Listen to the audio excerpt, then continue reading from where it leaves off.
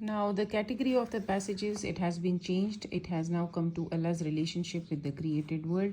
The first passage that comes into this category is Surah Fatiha. Again, the practice is going to be the same. When you read the translation, you need to be highlighting the attributes of Allah in the translation, as well as the topic is Allah's relationship with the created world. So wherever you find the relationship between Allah and the created world, you need to be underlining that. So first of all, these are the attributes of Allah: most gracious, most merciful, sustainer of the worlds, again most gracious, most merciful. Then you have master of the day of judgment. You we worship and your aid we seek. This is the relationship built up. Show us the straight way. A relationship is built up. The way of those to whom you have given your grace, not those who earn your anger, nor those who go astray. So now this is the detail basically of what kind of guidance is going to be asked from Allah. Let's move on to writing down the theme of Surah Fatiha. Its main category, as I've shared with you earlier as well, that whenever you start writing the theme, so in the first half mention which category it belongs to. So the surah is belonging to the category of Allah and the created world. There are various themes that have been highlighted in this passage, the first one being the lordship of Allah. So basically the first few verses establish Allah as the Lord of the worlds, then mercy is established, and then the guidance is sought. So Allah being the Lord of the mankind, so his attributes are also shown, and then it's shown that he is the only one to provide humans with guidance, as well as his quality of mercy has also been highlighted. Then moving on to the next theme, which is merciful. So basically Allah is merciful, his quality of being merciful as he forgives his people are being highlighted, showing his compassionate nature.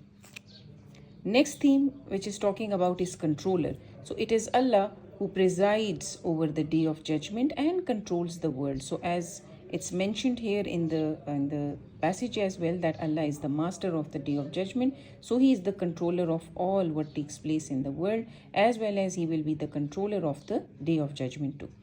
Next is the guide. So basically guidance has been asked from Allah. So Allah is the one who gives guidance to those who ask for the straight path. So you must write here that Allah is ghayur about giving guidance and forgiveness to his people. So unless and until it is sorted from Allah, Allah won't be giving that to you.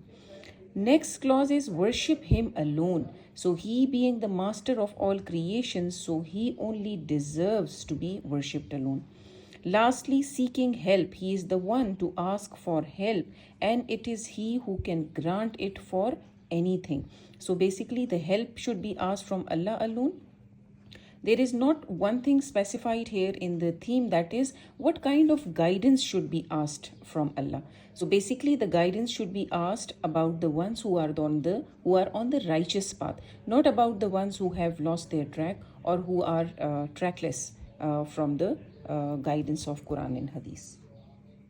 Moving on to part B of Surah 1, Surah Fatiha. So let's see how can we write the theme into importance. So basically, first thing first is that this surah is recited in every prayer. You can write that without Fatiha, the prayer is incomplete. So as the Holy Prophet has also said that no prayer is accepted without Fatiha. Next thing is that it's a conversation with Allah as the creator, and Allah is replying to each and every verse. Through it, humans communicate with Allah. So basically, if you see the translation carefully, it in the beginning praises Allah, and then the next thing is done is that Allah is being asked for the guidance, and Allah is also asked that you are not the only one who we worship, but we ask help from you alone as well. So this is basically the conversation that goes on between the Allah and the humans. Next thing, it should be recited regularly. एक तो हमने कहा कि it should be recited in the prayer. Next we are saying it should be recited regularly, as it's a dua for asking guidance on the prescribed path of Allah. So no matter what time is it, no matter wherever you are sitting, you should recite Surah Fatiha and blow it on yourself. Next, the Muslims should submit to Allah as it brings humbleness into their lives. As we submit ourselves completely to Allah, we tell Allah that we are nothing without you. If you keep us on the right path, we will be guided then. So that thing basically will make you humble. Next is, it also makes Muslims realize that Allah will judge their actions on the day of judgment. So what they should do?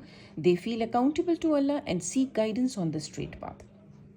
Okay, so one thing again which I have missed writing here is that this surah is also known as Surah Shifa. So if this surah is recited and blown on the patient, so that patient will get recovered from his or her illness. So that is one additional point that you can write for its importance.